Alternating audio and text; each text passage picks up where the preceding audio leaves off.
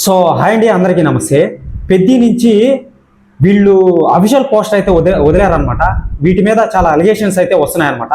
So world wide gross పరంగా 236 కోట్లు వచ్చిందని చెప్పి క్లారిటీగా తెలుసు. అది రియల్ కలెక్షన్ అనమాట.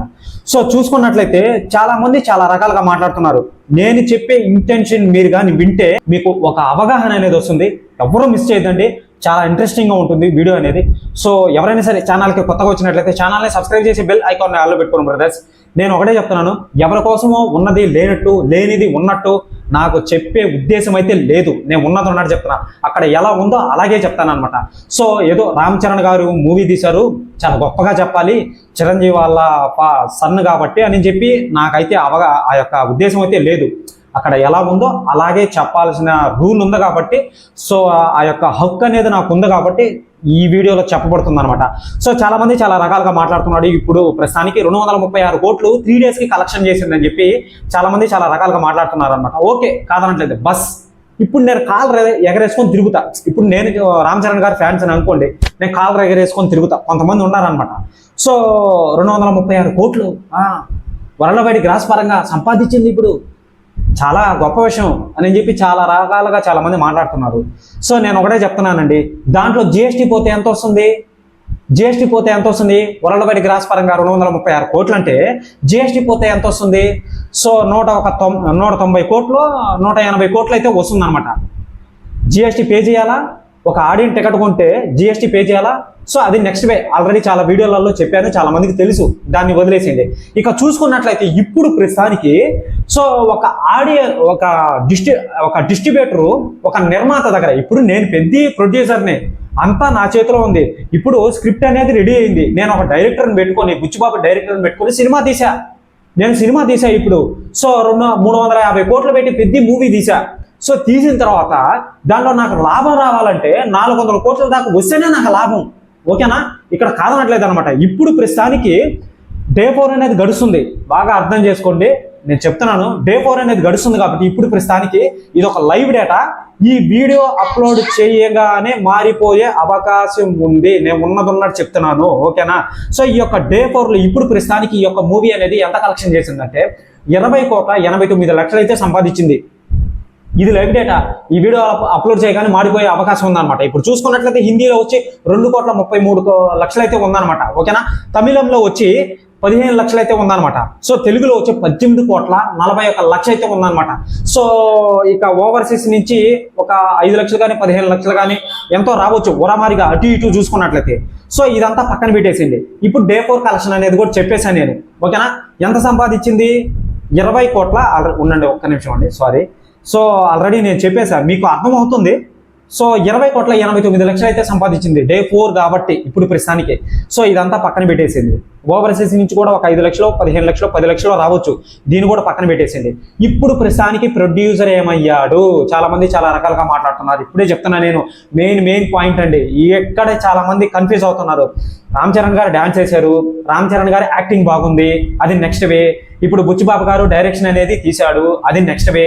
ఇప్పుడు ప్రొడ్యూసరు 350 కోట్లు పెట్టి ఆ యొక్క సెట్స్కి రామ్ చరణ్ గారి రెమ్యునరేషను, మళ్ళీ వచ్చి హీరోయిన్ రెమ్యునరేషను, బుచ్చిబాబు గారి రెమ్యునరేషను, జగపతి బాబు గారి రెమ్యునరేషను, కన్నడ స్టార్ అయిన శివరాజ్ కుమార్ గారు వాళ్ళ remuneration, sets remuneration, CJ remuneration, VFX remuneration, ఆ యొక్క ఎడిటింగ్ రెమ్యునరేషను, సాంగ్స్కి అయిన రెమ్యునరేషను, రచయితలకి, సంగీత రచయితలకి, ఇలాంటి చాలా ఉన్నాయన్నమాట.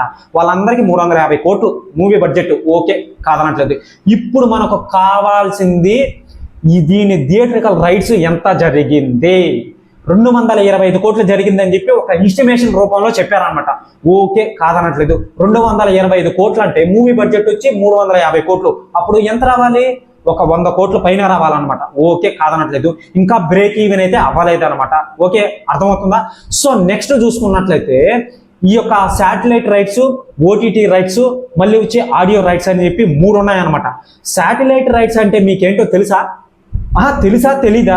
తెలియని వాళ్ళకి చెప్తున్నా, నేను ఇప్పుడే చెప్తున్నాను, మీరు తప్పుగా అనుకోకూడదు. నా జుట్టు సాయి నా ఫేస్ సాయి చూస్తే సరిపోదన్నమాట. నేను చెప్పే ఇన్ఫర్మేషన్ మీకు చాలా వర్త్ అనిపిస్తుంది. నేను ముందే చెప్తున్నా, నేను మళ్ళీ ముందే చెప్తున్నాను బ్రదర్. నా జుట్టు సాయి నా ఫేస్ సాయి చూస్తే ఏం రాదు, నేను ముందే చెప్తున్నా. సో ఇక్కడ చూసుకున్నట్లయితే ఈ యొక్క శాటిలైట్ రైట్స్ అంటే చాలా మందికి చాలా రకాలుగా తెలియదు అనమాట. ఇప్పుడు ఒక టీవీలో, ఒక న్యూస్ ఛానల్లో కానీ, ఒక ఛానల్లో కానీ ఆ యొక్క మూవీ గురించి, ఆ మూవీని మొత్తాన్ని ప్రచారం చేయాలన్నా వెయ్యాలన్నా కానీ దాన్ని శాటిలైట్ రైట్స్ అంటారు. తెలుసా ఆ విషయం మీకు? సో ఒక అమౌంట్ ప్రొడ్యూసర్ దగ్గరకు వచ్చి, ఇప్పుడు పెద్ద మూవీ నేను తీసా, నా దగ్గరకు వస్తారు శాటిలైట్ రైట్స్ అంటే టీవీ న్యూస్ ఛానల్ కానీ ఛానల్స్ వాళ్ళు టీవీలో ప్రచారం చేయాలంటే, ఇప్పుడు టీవీలో మనం మూవీ చూస్తాం కదా, అదే శాటిలైట్ రైట్స్ అంటే వాళ్ళు వస్తారు, ఛానల్ వాళ్ళు వస్తారు. సార్ మీ పెద్ద సినిమాని మేము మా ఛానల్లో వెయ్యాలనుకుంటున్నాము, మా ఛానల్ పేరు ఇది, మేము బాగా చూపిస్తాం సార్, మాకు అమ్మండి మీ పెద్ద మూవీని అని చెప్పి నేను అడగతా.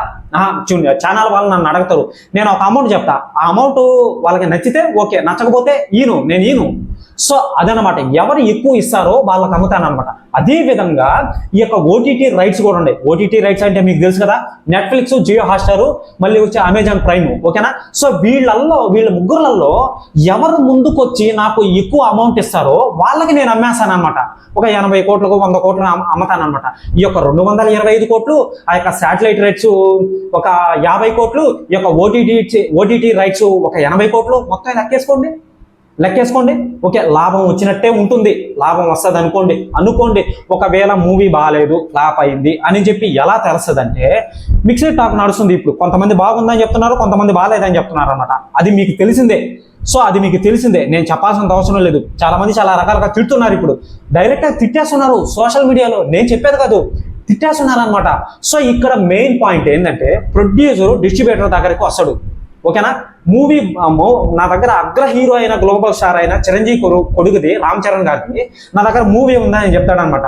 సో డిస్ట్రిబ్యూటర్ కొనుక్కోడో వీళ్ళిద్దరి మధ్యలోనే ఉంటుందన్నమాట. ఒకవేళ మూవీ కొనలేదా, ప్రొడ్యూసర్ ఏం చెప్తాడంటే, తీసిన ప్రొడ్యూసర్ ఏం చెప్తాడంటే, డిస్ట్రిబ్యూటర్ చెప్తాడు, ఏమని చెప్తాడంటే, మీరు బాగా వినాలి, వినకపోతే నేను ఏం చేయలేను అసలు బాబు, నీకే చెప్తున్నా, మీరు బాగా వినాలి. సో ప్రొడ్యూసర్ ఏం చెప్తాడంటే, నేను మూవీ అమ్మను. అది ఎప్పుడు చెప్తాడు?